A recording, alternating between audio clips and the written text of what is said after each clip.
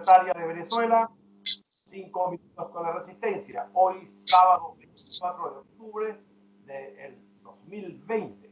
Hoy, un invitado muy especial, venezolano, educador, político, pero antes de presentarlo oficialmente o formalmente, quiero darle las gracias a todos los suscriptores que nos siguen apoyando nuestro canal Voz Libertaria de Venezuela. Sin ustedes no tendríamos esta ventana que la denominamos la ventana de la libertad de Venezuela. Y quiero también recordarles a todos aquellos que no se han suscrito que por favor lo hagan a través de la campanita, y les recuerdo que es totalmente gratuito. Mi invitado, Marcos Polecel.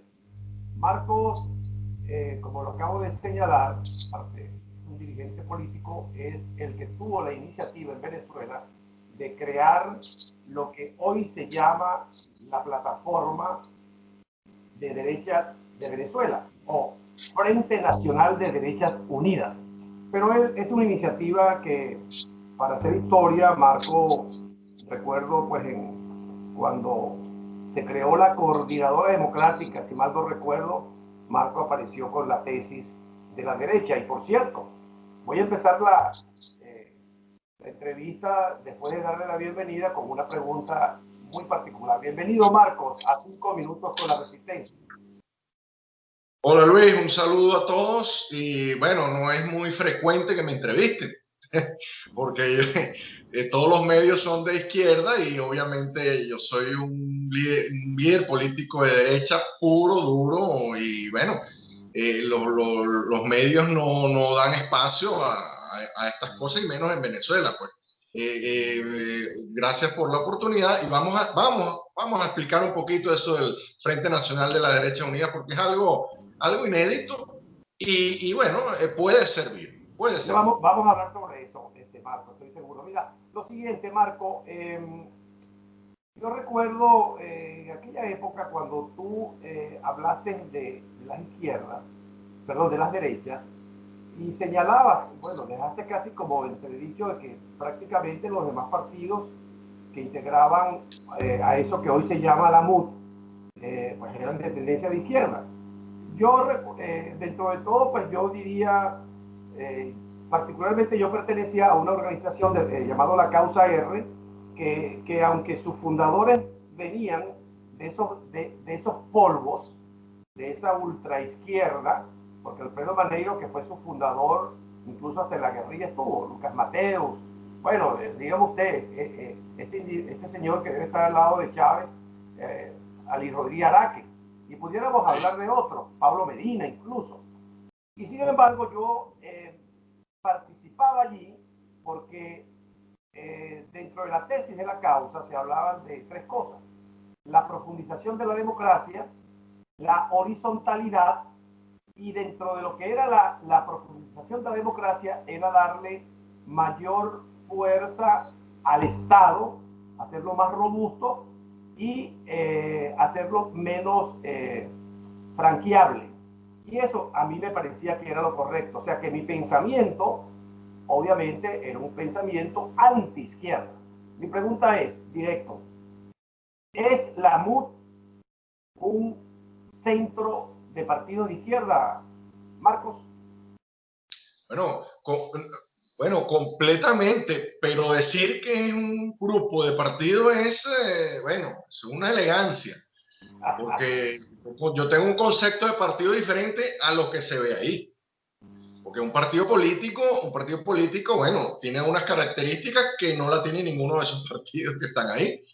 Entonces, eso ya prácticamente son grupúsculos de un club, ¿verdad? De micropartidos, partidos creados o sea, avalados y creados por el mismo régimen para construir, fabricar una pseudo oposición que debe ser lo más colaboracionista posible. ¿Okay? Entonces, al contrario de la coordinadora, en la coordinadora eso nació bastante, digamos, bastante abierto, al punto de que había un grupo de derecha que éramos nosotros, ¿verdad? Si bien es cierto, un grupo pequeño, pero ejercíamos algo de influencia allá adentro. hasta el día del referéndum revocatorio, el 2004. ¿Okay?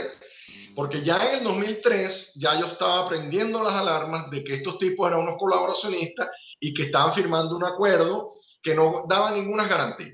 O sea, nos estábamos entregando prácticamente a Cuba y nos estábamos entregando prácticamente al régimen y lo íbamos a sellar con un referéndum revocatorio que ya estaba arreglado. ¿Entiendes? Entonces ya en el 2003 ya yo estaba decidido a abandonar eso y a combatirlos, ¿no? Porque no solamente a abandonar esa inmoralidad, sino que yo me proponía darles la justa guerra campal a esos inmorales, a esos colaboracionistas que a partir del 2003 entraron en la dinámica colaboracionista con el régimen hasta el sol de hoy. ¿Okay?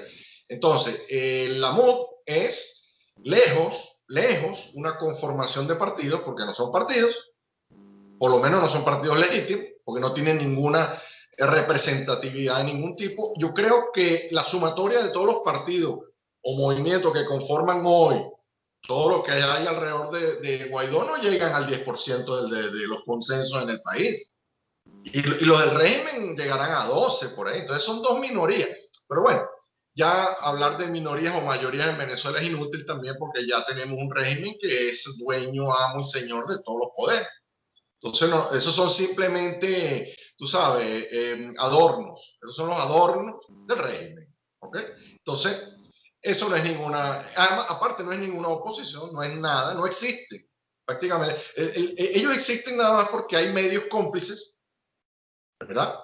Y han existido medios cómplices que todavía le siguen dando palestra, como el Nacional, como todos esos portales de noticias que son como millones que han salido, ¿verdad? Que son simples brazos o bracitos de esos grandes medios que han existido en Venezuela, que ya no existen más porque ya no hay impreso, ya no hay periódico impreso. Algunos existen, otros no, que le siguen dando palestra y ocultan y bloquean y esconden cualquier cosa que surja como una oposición de verdad, ¿verdad? Entonces esa es la tragedia que hemos vivido durante más de 20 años. Marco, hablemos, ¿qué es el Frente Nacional de Derechas Unidas? Ok, el Frente Nacional de las Derechas Unidas, básica, conceptualmente es una confederación de movimientos, grupos, organizaciones y de individuos, individualidades que cumplan con los principios de la derecha. ¿Cuáles son los principios de la derecha? Bueno, el primero es una persona que comulgue con el principio de libertad, pero con responsabilidad individual. Autonomía e independencia de poderes, ¿verdad? Y gobierno limitado a sus funciones propias. O sea, el gobierno tiene 4 funciones propias: orden, seguridad, justicia y obras públicas. Un Estado no tiene que hacer otra cosa sino esas 4 cosas. Y el principio económico de una economía de libre mercado, capitalismo liberal. Esos son los principios de cualquier persona que se identifica con la derecha. Entonces, después de lo que sucedió con Óscar Pérez, ¿verdad? Cuando matan a Óscar Pérez, yo y millones de venezolanos nos desmoralizamos. Ahí es cuando empezamos a ver millones de venezolanos caminando por la calle yéndose para Colombia. O sea, ese fue la mayor estampida. ¿Por qué? Porque bueno, ya los venezolanos ya sabíamos que no había ninguna salida electoral, que la salida iba a ser de fuerza, y bueno, y estaban viendo en Óscar Pérez alguna oportunidad. Pero cuando a Óscar Pérez lo matan de esa manera, ya la gente dice, bueno, aquí ya no hay más nada que hacer, aquí ya hay que escapar. Entonces, bueno, yo me desmoralicé un poco y pasó un tiempo. Yo de verdad no hallaba qué proponer, qué hacer, porque de verdad que el país se estaba vaciando, ¿verdad? Entonces, bueno, viendo un poquitico, me dediqué un poquito a la política en Italia, porque tú sabes que yo tengo la doble nacionalidad. Entonces, se me acercaron aquí en Venezuela la gente de la Lega de Salvini en Italia. Yo me puse a trabajar un poquitico la política italiana, que es donde yo también voto, ¿no? Como no tengo nada que hacer en Venezuela, me puse a trabajar con la política italiana. Entonces, bueno, me copié un poquitico del modelo de confederación de derechas que usan en Italia. Es decir, en Italia hay hay 4 partidos de derecha. Si esos 4 partidos de derecha no se unen, nunca ganan elecciones y nunca gobiernan. Entonces, bueno, yo más o menos me copié de eso y dije, bueno, mira, vale, vamos a hacer algo parecido aquí en Venezuela, por si acaso Venezuela se libera algún día. Aquí tiene que haber una oposición donde el venezolano tenga una opción de derecha. Bueno, pero vamos entonces a organizarla, vamos a darle forma vamos a darle una organización sencilla para que el venezolano, cuando se produzca el escenario de la liberación, pues bueno, el venezolano tenga una opción que escoger, ¿ok? Entonces, bueno, me di a la tarea de buscar en internet grupos de derecha, bueno, y me encontré la sorpresa de que aquí habían, por lo menos yo encontré más de 30 organizaciones en las redes que cumplían con los principios de la derecha. Los contacté, hice algunas reuniones y bueno, les propuse la idea de reunirnos en 4 grupos, 4 familias que normalmente en el mapa ideológico de las ideologías políticas conforman la derecha. Es decir, los 4 grupos, ¿cuáles son? Libertarios, liberales, conservadores y nacionalistas. Esos grupos que yo encontré en Venezuela, bueno, según los principios que ellos defendían, yo los pude clasificar en esas 4 familias. Resulta que cuando yo los contacto, a ellos les gustó mucho la idea. Cada uno de esos grupos va a hacer su liderazgo porque se llama confederación, porque cada organización que va a conformar esto va a conservar su autonomía, va a conservar su independencia.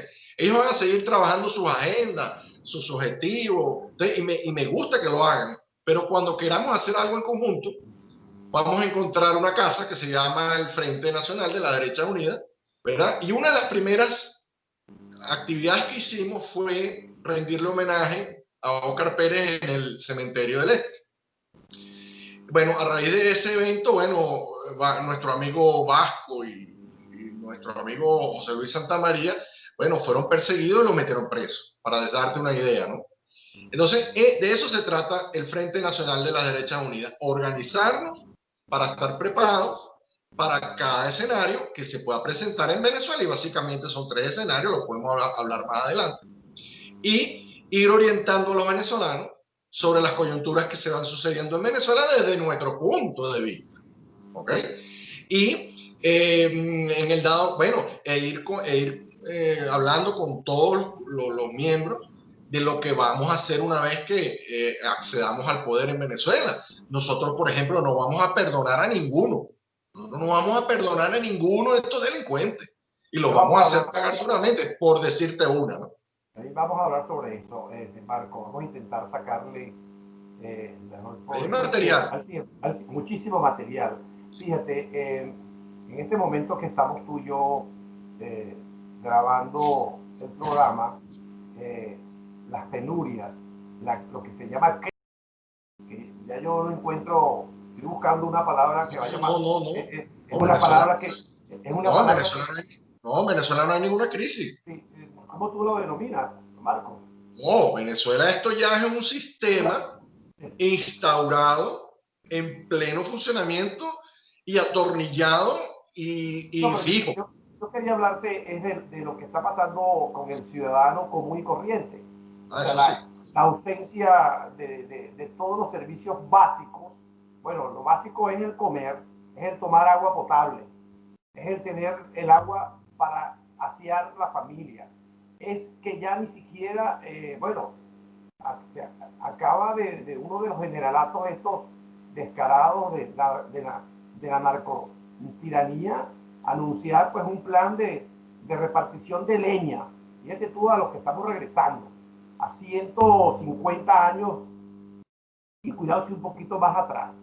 No, eso es deliberado. Mientras que está sucediendo eso y estamos tú y yo conversando, Marcos, reaparece lo que se está llamando la segunda ola de inmigrantes de camino, que agarran lo poco que pueden tomar a sus hijos por las manos y parten hacia un rumbo desconocido que le permita por lo menos conseguir cómo comer.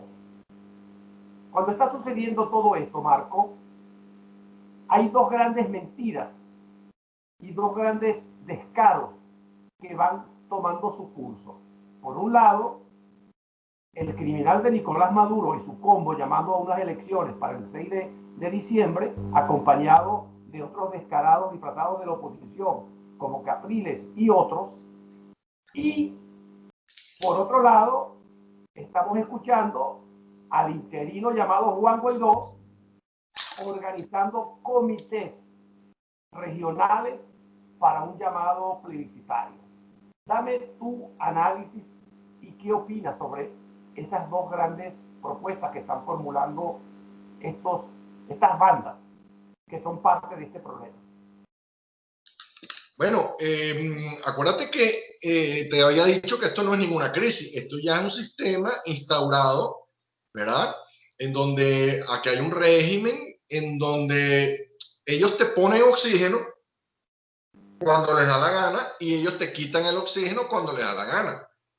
O sea, ahorita, si bien es cierto, siguen las faltas y ¿cómo se llama? Y las carencias. Hay muchas cosas que están medio remediadas, por ejemplo, la gasolina, la luz, el agua, o sea, la luz no se va ya como antes, el agua viene, pero todavía no es seguro. Habíamos vivido épocas donde no había luz, no había agua, no había medicina, o sea, ya medicinas, por ejemplo, tú encuentras, pero muy caras, pero bueno, se encuentran, o sea, ellos abren el grifo, ¿verdad? Cuando les conviene un poquito para que tú puedas, tú sabes, medianamente subsistir, pero ellos lo cierran cuando les da la gana, ¿ok? Y eso es deliberado porque ellos necesitan también que la economía medio funcione, ¿verdad? Para ellos lavar su dinero, para ellos hacerse más ricos, para ellos hacer su negocio, etcétera, etcétera. Para que las élites de ellos subsistan. Y eso lo hemos visto en Cuba, lo hemos visto en todos lados. ¿Qué me preguntas tú de lo que hay frente a esto? Bueno, lo que yo he denominado el escenario intermedio. Es decir, cuando dibujamos un escenario a futuro, porque eso es lo que hace el profesional no está aquí para adivinar, ni para apostar, ni nada de eso, sino hemos estudiado unos escenarios que se pueden dar a futuro. Uno de los escenarios es el peor, que Venezuela hay que tirar la pérdida, y esto ya se acabó y ya deja eso así, porque Venezuela será un país como Cuba, como Turquía, como todo eso. Ese es un escenario, el primero, que es el peor. Está el escenario intermedio, que es este que te he contado, que bueno, que te dan oxígeno y te lo quitan, te dan más o menos como lo que hemos estado viviendo últimamente. Y el tercer escenario es el escenario de la liberación, que bueno, cada escenario tendrá su porcentaje de probabilidad. Entonces, la pseudo oposición colaboracionista está jugando al escenario intermedio, porque es el escenario intermedio donde ellos siempre han subsistido. ¿Ok? Entonces, ¿qué es lo que le interesa a la oposición colaboracionista de Guaidó y compañía? Que les aseguren sus camburcitos, que los dejen vivir, que los dejen medianamente activos en política, que les den alguna gobernación, que les den alguna alcaldía, que les den algún diputado, que, por ejemplo, pueden recibir algunas ayudas internacionales para que más o menos puedan subsistir. O sea, eso no le hace daño al régimen, más bien le da oxígeno. Y eso es lo que ha hecho la oposición colaboracionista desde el año 2003, darle oxígeno a este maldito régimen criminal socialista, ¿verdad? Entonces, ¿cuál es la conclusión? Bueno, que nosotros, los venezolanos, somos los que estamos pagando las consecuencias de ese obrar, ¿verdad? Entonces, nosotros somos las víctimas. No, que el pueblo tiene lo que se merece, el pueblo es culpable. No, eso no es tan así. Los culpables son los dirigentes que se disfrazan de opositores y hacen todas esas inmoralidades. Los culpables son medios cómplices de esos colaboracionistas que le hacen ver al mundo que aquí en 20 años hubo democracia y que aquí con elecciones íbamos a salir de este peo. Y eso no fue así. Toda esa gente obró de tal manera en donde este régimen se convirtió en un monstruo muy grande, ¿verdad? Y cada vez se convierte en un monstruo más grande porque ha sido alimentado de esa manera como te he contado. Entonces, en resumidas cuentas, esto es un holocausto, Luis. Esto es un holocausto, ¿verdad? Duro, grave, como nunca visto en la historia de Latinoamérica. Bueno, ¿Cómo salimos de esto? Bueno, la única manera de que podamos salir de esto es con una intervención militar al estilo De Irak. eso vamos a hablar más adelante, Marco. No hay otra, no hay otra. De eso vamos a hablar más adelante, pero yo quisiera precisar, ¿tú crees que las elecciones del 6 de diciembre van a ir a rajatabla y qué consecuencias van a crear el hecho de que se realicen, aunque sean fraudulentas, aunque sean rechazadas, como ya de hecho lo están haciendo los organismos internacionales, incluyendo, por cierto, la Comunidad Europea, que me genera muchas dudas? Pero aparte, te lo preguntaba porque también hay que hablar sobre qué va a suceder con esta consulta, porque ayer escuché a un miembro de la comisión creada por Juan Guaidó hablar de que la van a realizar antes del 6. Entonces, intentemos precisar cuáles van a ser las consecuencias y qué va a pasar. Bueno, fíjate tú, explicar esto no es fácil. Esas cosas que tú me has hablado ahorita, en Venezuela son tan lejanas, pero son tan lejanas, que ni siquiera a la gente le pasa por la mente gastar un minuto de tiempo en hablar de eso. O sea, así te lo describo yo, porque yo no hablo de eso en la calle con la gente. O sea, la gente está en otra. O sea, y no es ahorita. La gente está en otra desde hace 2014, por decirte. O sea, desde el 2014 ya la gente le puso una piedra encima de esto.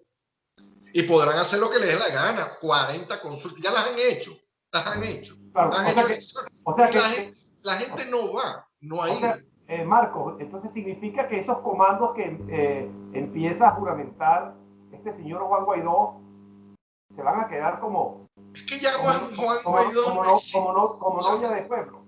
Juan Guaidó no existe. O sea, no sé cómo, o sea, cómo explicártelo, porque no se habla de él, o sea, la gente no habla de él. O sea, la gente está viendo cómo se arregla para subsistir.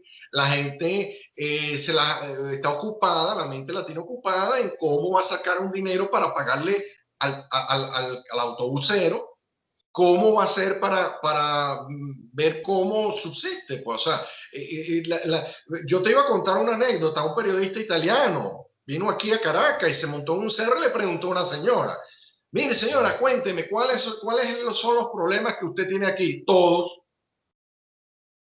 La señora le contestó así: todos. O sea, porque, ¿por dónde empezar? Y tú crees que la gente tiene cada vez, bueno, que aparte que ya la gente ya sabe que esta es una burla, esto es una farsa, esto es una cosa, pero la gente también sabe perfectamente que vive aquí, tiene que defenderse, tiene que subsistir. Entonces, cuando tú me preguntas así legítimamente, me preguntas estas cosas, en Venezuela, esos son temas tan lejanos. Es inútil hablar de ellos, ya es sabido, ya es sabido. Bueno, Marco, ya nos queda, o sea, nos ha ido muy rápido el tiempo de la primera parte. Entonces los escenarios son importantes, ¿no? Porque los escenarios los vamos a meter dentro de dos ramales, si gana Biden o si gana Trump. Hacia hoy, los tres escenarios dentro de cada uno de esos. Precisamente, Marco, en la segunda parte vamos a conversar sobre la proyección del tema de las elecciones de Estados Unidos. Vamos a analizar el comportamiento de los diferentes países que se han hecho socios directos y evidentes de los que hoy nos ocupan, nos secuestran al país. Y vamos a hablar también específicamente de la Comunidad Europea. Quiero aprovechar de que tú manejas el tema de Italia, que es un tema también que muy poca gente lo toca, y para mí, que estoy aquí en España, es de muchísima importancia para el desarrollo o la posibilidad de que podamos lograr liberar a Venezuela.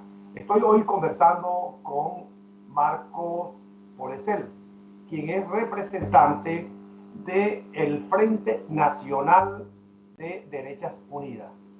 Estamos ya terminando la primera parte. En la segunda vamos a hablar de otros temas, los internacionales, y vamos a dedicarle mucho tiempo, Marco, si me lo permites, a las propuestas de cómo podemos salir de esa crisis política que hoy vive nuestro país, Venezuela.